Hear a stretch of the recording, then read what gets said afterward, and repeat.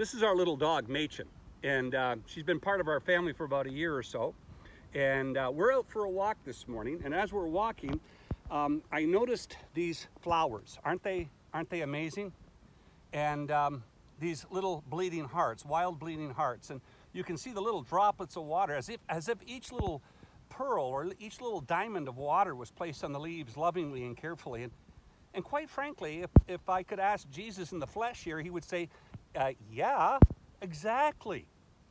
And as I'm walking along and thinking about this time of COVID and this time of separation, and for Under the Fig Tree, we've had to cancel our trips, and we're not sure about the June trip yet, but you know, it just international travel. We'll see what God gives.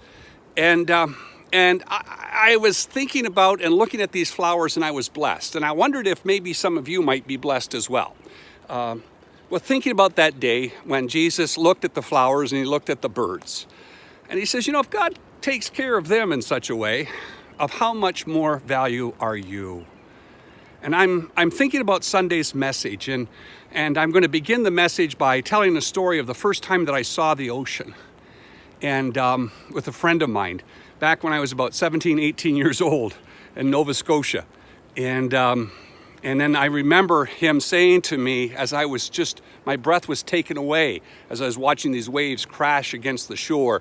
And he says, you know, George, and that's only the top of it. And then my years as a scuba diver, I saw the magnificence under the water as well. And it speaks to me of God's grace. It speaks to me of God's love. It speaks to me of God's care.